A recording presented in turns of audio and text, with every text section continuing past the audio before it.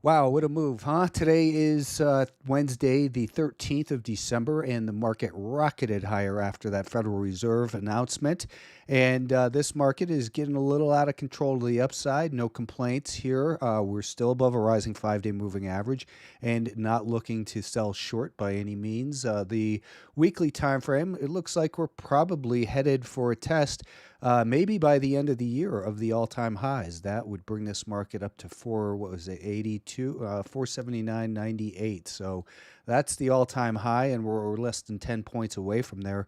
That could happen by the end of the week, in fact, if this market trend continues. So the name of the game, as always, in this environment is to know where your stops are on the downside so that you can lock in these gains if we get a reversal. And I wouldn't expect a strong reversal, but the point is to lock in gains and have the certainty that you're doing the right things in the market and not allowing bad habits to develop, because when they do pull back, they're at some point, maybe sometime in the first quarter of next year, likely to pull back significantly at some point, and it'd be a shame to let go of your profits. The Nasdaq is also closing in on the all-time high, and for this market, that high is 408.71.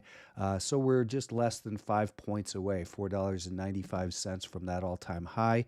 That's 1%, right? A little bit more than 1%. So higher highs and higher lows above a rising 5-day moving average. The Russell 2000 is starting to show a little bit of outperformance. I had posted a chart about how they were basically in line with the rest of the market here recently. And let me dig that up. Well, I couldn't find it. Anyways, the point was, since the low here in late October, the S&P, I think, was up 12.5%, the Russell 13%, and NASDAQ up 15%. Today, I think that might have changed, but year to date, the underperformance of the Russell is still quite notable, and it seems as though it is magnetized towards the high end of this range. So we broke from this little range where we had been consolidating, and now with this market showing such strong momentum, it seems highly likely that shorts will continue to get squeezed, and we have some chasing going on into the year end for people trying to catch up with their performance so they look good and don't lose their jobs as money managers. The semiconductors, another new all-time high. That's the most bullish thing a market can do. And as we know, we're showing a very clear pattern of higher highs and higher lows.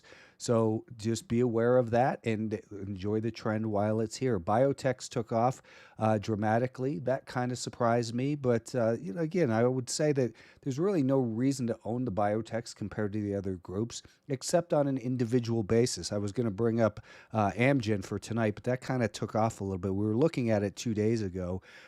But it's all about not whether the biotechs are behaving well, but what are the individual stocks doing that are involved in the biotech stocks. So if you're involved in the right ones, that's all that should matter. Financial stocks, no slowdown here. We're at that zone where it seems likely that supply should be found, but again, zero evidence. So we just note it. It's a level of interest, because people who call these things levels of resistance don't know what they're talking about, because right now we've seen zero resistance here, and we don't want to rush to judgment until price tells us otherwise. Even the energy names were higher here today, but that doesn't change anything about this downtrend. Maybe we start to flatten out and neutralize here a little bit. I think this is still just a good group to avoid overall.